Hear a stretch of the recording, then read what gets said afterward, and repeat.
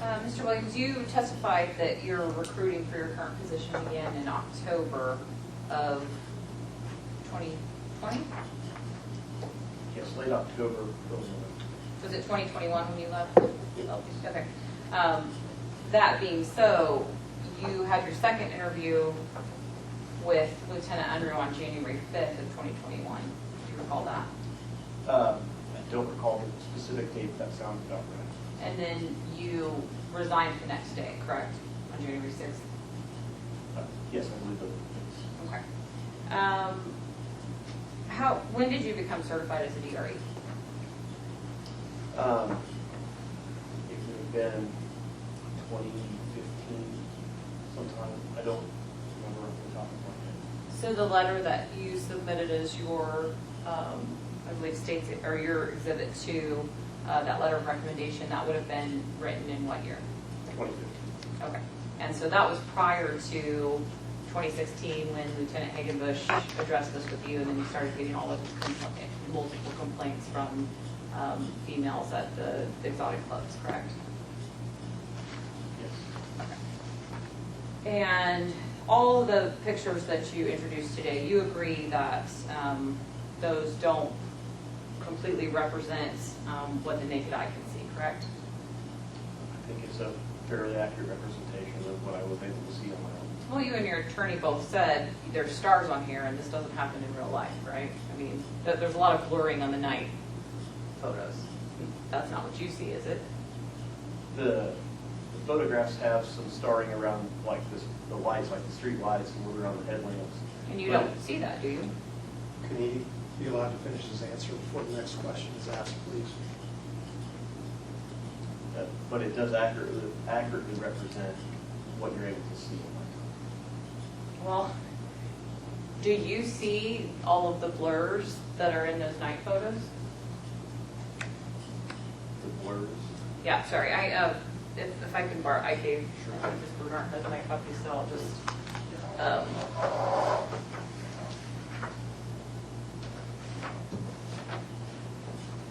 Looking at State's Exhibit 13A, if you look at the street light, it looks like a laser beam that's coming down. Is that what you saw that night? I'm sorry, I thought we were being clear. Aside from that starring around the street lights, they are an accurate representation. Yes. Okay, but the photos do not completely represent what you can see with the naked eye. I would testify that they do. Okay. You see this light that goes from halfway down the photo. Did you see that night? Is that what your eye sees? No.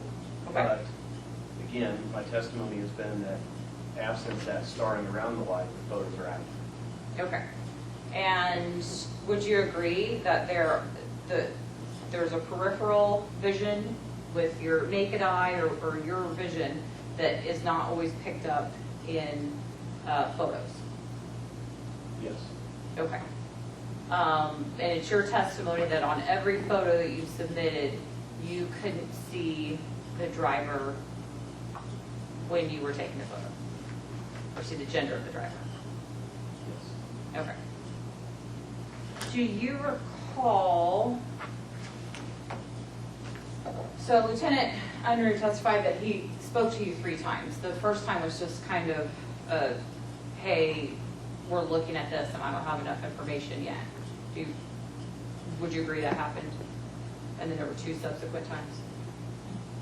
Yes. Okay. Do you recall the first time that when it was just the sit down and tell you, hey, here's what we're looking at? Generally, yes. Okay. Do you recall telling Lieutenant Unruh at that time that you left your employment with the Douglas County Sheriff's Office while having a huge disagreement about enforcement activities of DUIs? Yes. So when you testified to the hearing panel earlier today and said the reason you went to Lawrence was because it was better pay and better conditions, was there more to it than that? There was not. Well, okay, so is what you said today true, that it was just better pay, or was what you told Lieutenant true, that you left because of a huge disagreement? We had a disagreement towards the end of my time.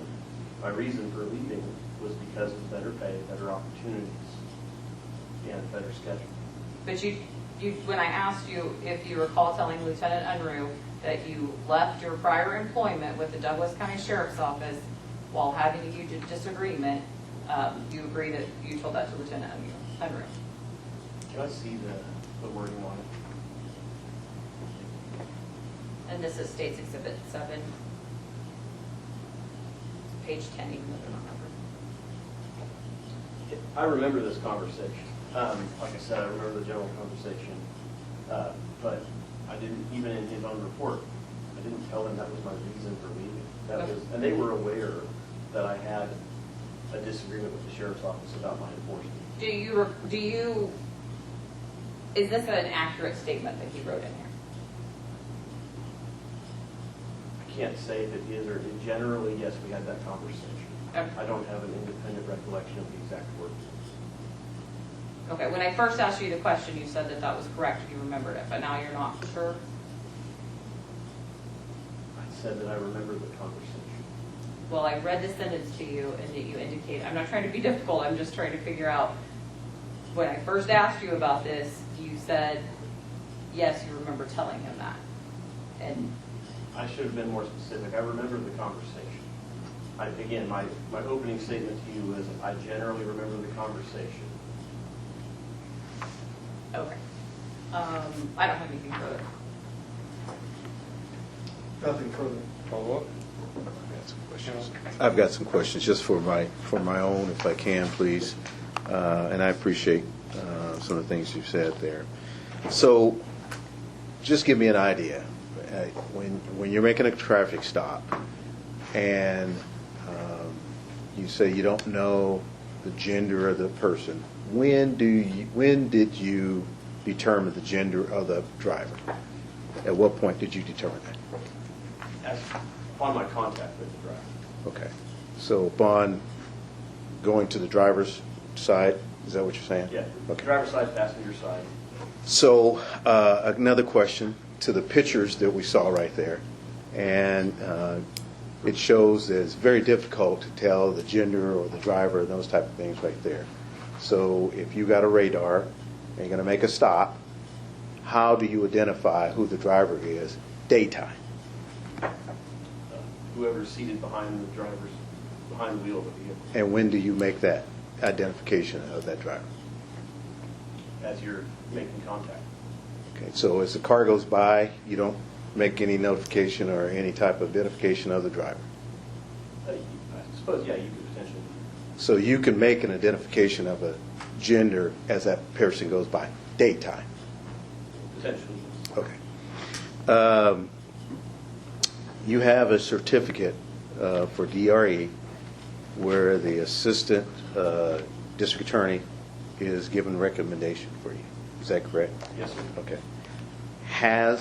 From your recollection, did the assistant DA ever go with you on patrol when you were going for DUIs? No, we do not. The DRE reports, when is that complete? There was one point there was a discrepancy or just trying to figure out there was a delay, you had some concern. When would you normally complete that report? You normally get it done as soon as possible, within 24 or 48 hours after the arrest. Okay. If I may, with that specific report, it was an online database where I had to select the specific drug type. Sure. It would not let me submit the report if I didn't click one of the boxes. Okay. I wasn't comfortable clicking a box because the report showed that she was obviously impaired, but the psychophysical testing didn't match any specific category. So I reached out to, I think it was Lieutenant Payne at the time, and asked him, hey, how do I do this? Because I'm not comfortable marking a box based on what I have, and it won't let me submit it because it gives you an error saying, hey, you need to check this box, check a box here. Okay. All right. Yeah. And so that was pretty much an anomaly of what you normally would do. Yes, sir. Okay. All right. That's it. That's what I have.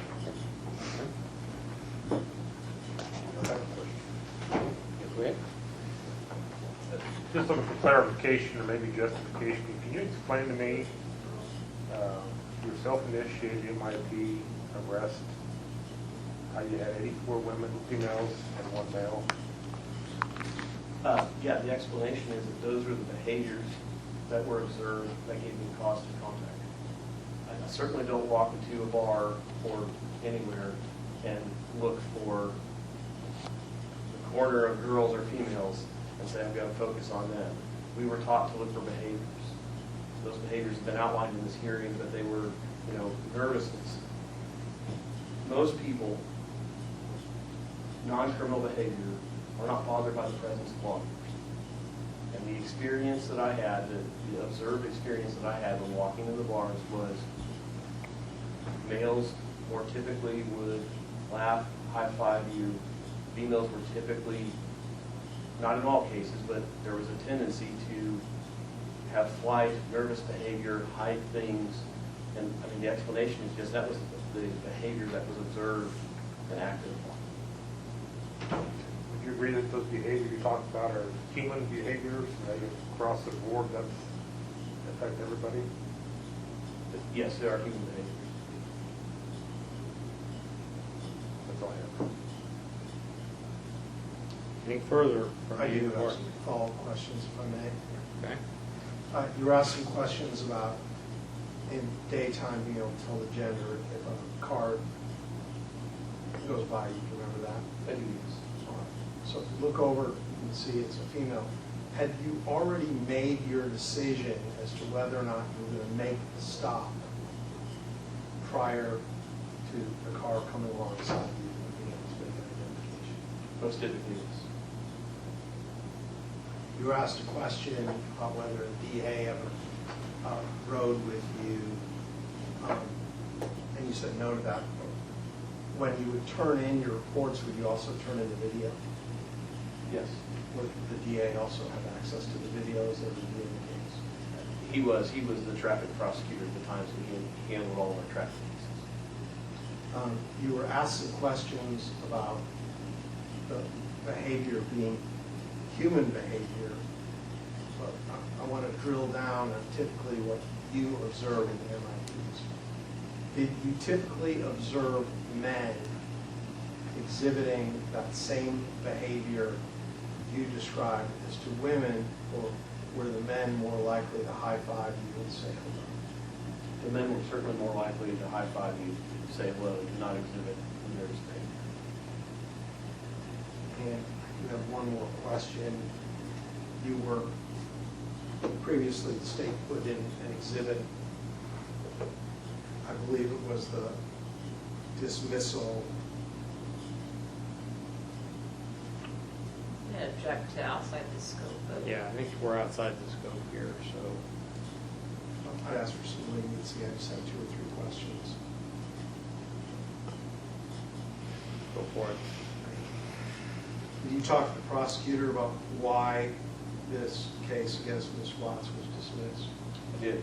What did she tell you? The prosecutor was Ms. Southall. She was a brand new prosecutor and was comfortable prosecuting an OUI or DUI arrest for drugs when the person was prescribed the medication they were under the influence of. That's all. Okay, any other witnesses by the parties or any other evidence? I apologize, I have very brief rebuttal. My part will be brief. I'd like to recall Investigator Brown. Investigator Brown, please have a chair, and you are still under oath. Yep. Investigator Brown, did you have an opportunity to review the photographs that Mr. Williams had presented for exhibits today? Yes, I have. And after you reviewed those, did you go conduct any experiments outside? Yes. And what did you do? Went out here on the street, sat on the bus bench, and watched traffic. Okay, and as the traffic went by or came towards you, could you sometimes see the gender of the drivers? Yes, you can. Sometimes you couldn't, right? That's correct. Would it depend on a number of factors like the type of vehicle and the tint of the window, etc.? Yes. And when you were out there observing, could you, what was the furthest away that you could see the gender of the driver? Oh, you could probably see it 20 yards out. That'd be around 50 feet. Okay. And a number of pictures were taken, correct? That's correct. And of the vehicles that were driving by, you could identify the gender in some of the vehicles, correct? Of the driver. That's correct. Of the photographs that were taken, approximately how many were there? Around 16. And of those 16 photos, in the photo, could you see the gender of the driver in any of the photos? You could when they were close, but back when you could actually see them, no. Do you mean when the photo was its normal size, you couldn't see the driver, but, I mean, if you zoomed it in? If you zoomed it in, you could. If, depending upon what the vehicle was, and if it had tinting and all that, you could still see the person or identify it male or female, but in the picture, you couldn't do that until you zoomed it in. Okay, so every picture that was taken, you couldn't see the gender of the driver in the photo, even though you could see it in real life? That's correct. Okay, I'm going to show you what's marked as States Exhibit 13. What is this? This is a picture looking north on Amadon. And approximately how far away from you was that vehicle? The vehicle was probably 30 feet, 40 feet. And is this a true and accurate copy of the photo that was taken when you observed it? Yes, it is. Could you observe the gender of the driver when you were out there? Yes. Can you see the gender of the driver in the photo? No. I move to admit States 13. No objection. 13 will be admitted. Sorry. Thank you.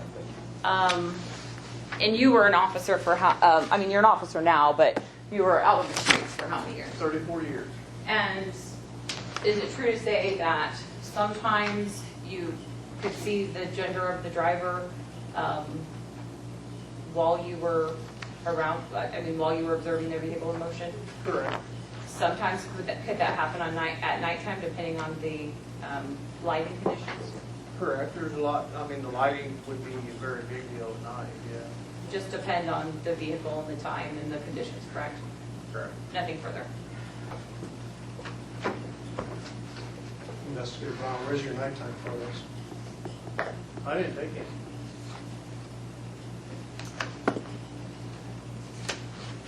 Did you bother going to Lawrence and looking at any of the areas where Officer Williams patrolled?